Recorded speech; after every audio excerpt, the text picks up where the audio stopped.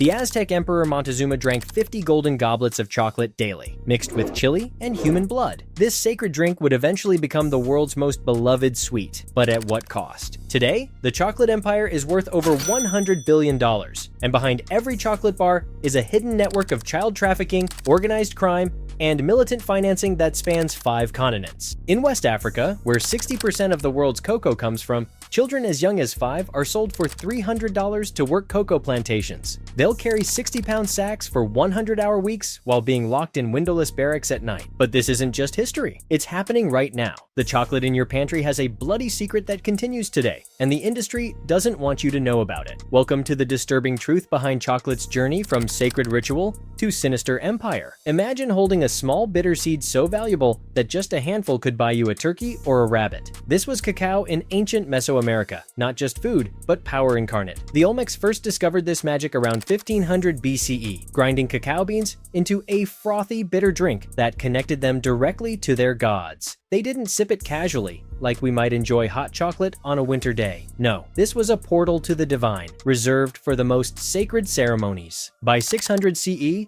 the Maya had elevated cacao beyond even worship. It became their currency. Picture marketplaces where chocolate literally grew on trees and counterfeiters crafted fake beans from clay. The punishment for such deception? Death. That's how seriously they took their chocolate. But it was the Aztecs who transformed cacao into something truly extraordinary. Emperor Montezuma's daily ritual was nothing short of obsessive. 50 goblets of zocolotl consumed from dawn until dusk. The bitter liquid was infused with chili, vanilla, and during the most sacred ceremonies, freshly drawn human blood. Before going to his wives, one Spanish chronicler wrote, Montezuma would drink cup after cup of chocolate until his eyes shone with the fire of the gods. The emperor believed each sip connected him to Quetzalcoatl, the deity who had gifted cacao to humanity. His appetite for chocolate wasn't cheap. Montezuma demanded nearly 3.5 million cacao beans annually from conquered provinces, enough to make about 875,000 cups of chocolate. Entire regions existed solely to satisfy his craving. When Spanish conquistadors first witnessed these rituals, they stood transfixed, both horrified and fascinated. One soldier described the drink as more valuable than gold, for gold cannot sustain life as this potion does. Little did they know that their European sweet tooth would transform this sacred elixir into something far darker than they could imagine. The Spanish had a problem. They'd discovered this incredible substance, but the bitter, spicy drink made them gag. Their solution?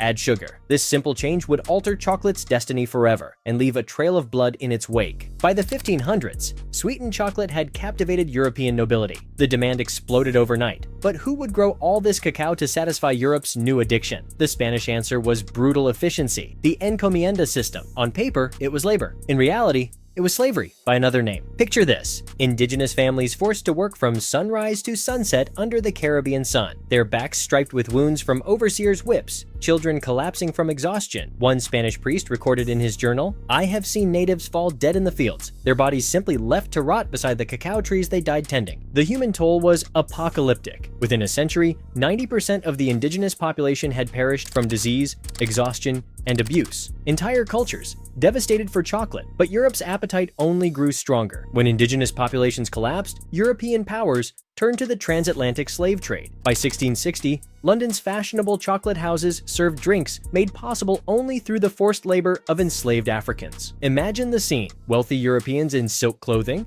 debating philosophy and human rights while sipping chocolate produced by people who'd been kidnapped, chained, and worked to death. The bitter irony is almost as dark as the chocolate itself. As one abolitionist wrote in 1788, "In each cup of chocolate we drink, there is the suffering of a child." He had no idea how prophetic those words would become. As abolition movements gained strength, European chocolate makers panicked. Their business model depended on exploitation. They needed a new source of cheap labor, and they found it in West Africa. The year was 1857. German Jesuits planted Ghana's first cocoa trees. Soon, British colonizers expanded production throughout what would become known as the Cocoa Belt, primarily Ghana and Côte d'Ivoire. Today, these two countries alone supply 60% of the world's cocoa, but the colonial legacy of exploitation never ended. It just changed form. Walk through a West African cocoa plantation today, and you'll see children, thousands of them, not playing, working, swinging machetes nearly as tall as they are, spraying pesticides hillsides without protective equipment, carrying sacks of cocoa beans that weigh more than they do. And the numbers are absolutely staggering. 2.1 million children currently labor on West African cocoa farms. That's more than the entire population of Nebraska. Even more shocking,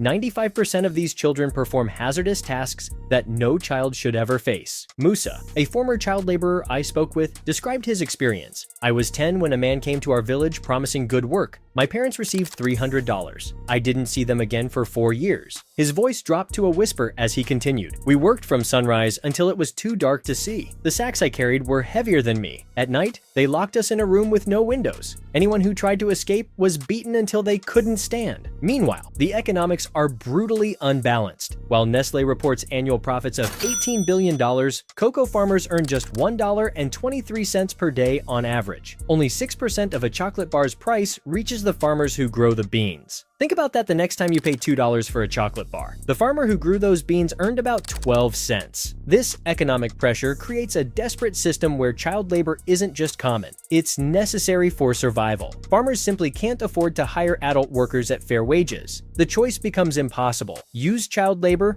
or watch your family starve. And this is where our story takes an even darker turn. Beyond the farms lies a shadow network that would make any crime thriller seem tame by comparison. In Côte d'Ivoire, the government sets cocoa prices at around $1,363 per ton, but across the border, smugglers can get $2,500 on the black market. This price gap has created a massive smuggling operation that would impress even the most hardened cartel boss. Ghana lost 160,000 tons, about 35% of its total output, to smugglers in the 2023-24 season alone. That's $400 million worth of cocoa simply vanishing across borders. These aren't small-time operators. They use sophisticated networks of motorcycles, hidden truck compartments, and corrupt officials. In October 2024, Ivorian authorities seized 33 trucks in a single operation. The drivers had paid off border guards, police, and local officials. But where does all this money go? Follow the trail, and it leads to some truly frightening places. Intelligence reports from Gray Dynamics estimate that 20% of Ivorian cocoa profits fund militant groups through diaspora networks. Lebanese middlemen linked to Hezbollah launder cocoa profits through West African warehouses. Even European organized crime has gotten involved.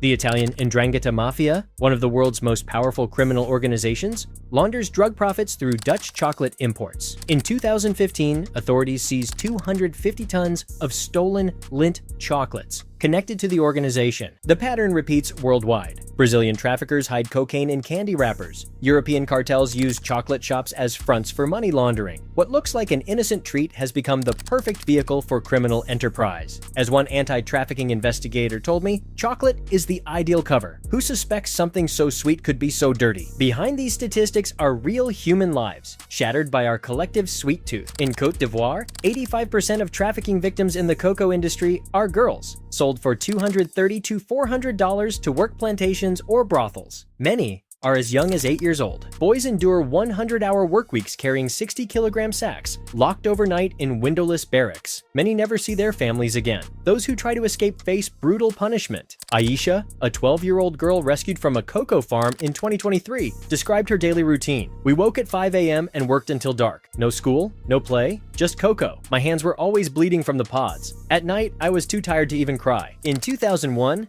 major chocolate companies signed the Harkin-Engel Protocol, promising to eliminate child labor from their supply chains. They gave themselves until 2005 to solve the problem. When that deadline passed, they extended it to 2008, then again in 2010, then 2020. But 2 decades later, child labor hasn't decreased. It's increased by 14%. Corporate complicity runs deep. In 2024, the European Commission fined Mondelez €337.5 million for cartel practices that suppressed wages across 27 countries. Major manufacturers continue sourcing from plantations using trafficked children, violating their own ethical sourcing policies. When confronted with evidence of child labor in their supply chains, one chocolate executive reportedly said, "It's not our responsibility to police our suppliers. We just buy the cocoa." The environmental damage is equally devastating. Côte d'Ivoire has lost 80% of its forests since 1960, with 40% of illegal deforestation linked directly to cocoa production. Farmers clear protected reserves using hot cocoa tactics, bribing officials $300 to ignore illegal cultivation. Satellite images show the progression. Lush green forests transformed into brown scars of cocoa plantations. Rivers once teeming with fish now run brown with pesticides and erosion. Wildlife sanctuaries shrink year by year as cocoa encroaches. This is the true cost of chocolate, paid not in dollars, but in human suffering and environmental destruction. If the human and environmental costs weren't enough,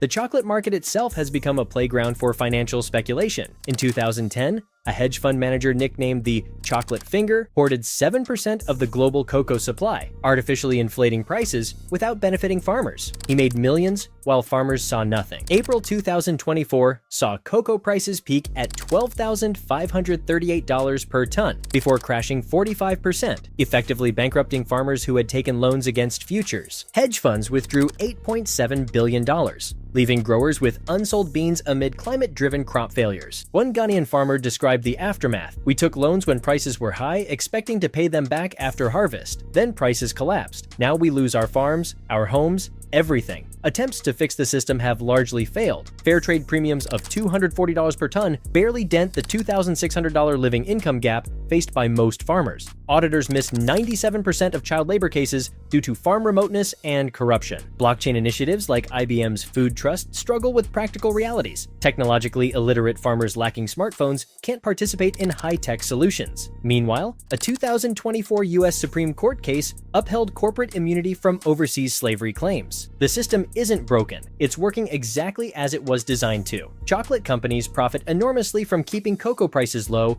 and looking the other way when it comes to how their beans are produced. As one industry insider confessed, the big companies know exactly what's happening. They just don't want consumers to know. So, here we are, caught between our love for chocolate and the brutal reality behind it. Every time we unwrap a chocolate bar, we're participating in a system built on exploitation that dates back centuries. The sacred drink of the Aztecs has become a global commodity drenched in suffering. Montezuma's golden goblets have been replaced by foil-wrapped bars in convenience stores, but the blood price remains. Look at the chocolate in your pantry right now. That smooth, sweet comfort food connects you directly to a 5-year-old working 14-hour days in the West African sun, to criminal networks laundering money through cocoa, to forests being slashed and burned for more plantations. But awareness is growing. Consumer pressure has forced some companies to invest in more ethical sourcing. Direct trade relationships between chocolate makers and farmers offer hope for fairer compensation. The question remains, can we transform chocolate back into something we can enjoy without guilt? Can we honor its sacred origins while ensuring those who grow it receive justice? The next time you break off a piece of chocolate, remember its journey, from Montezuma's golden goblets to the hands of child laborers in West Africa. The sweet taste hides a bitter truth that we can no longer ignore. But what if we could start over? What if we could completely reinvent chocolate from the ground up? Scientists are now racing to create lab-grown chocolate that could end child labor and deforestation while still satisfying our sweet tooth. This isn't science fiction. It's happening right now in labs across the world. Can cellular agriculture save chocolate's future? Will bioreactor technology finally break the cycle of exploitation? And why is Big Chocolate spending millions to stop this $2.1 billion revolution? Make sure you subscribe to the channel so you don't miss how CRISPR is creating space-grade chocolate and whether biopiracy lawsuits threaten to derail all of it. If you're fascinated by the ethics of what we eat and the technology reshaping our food system, you won't want to miss it. Thanks for watching, and I'll see you in the next video.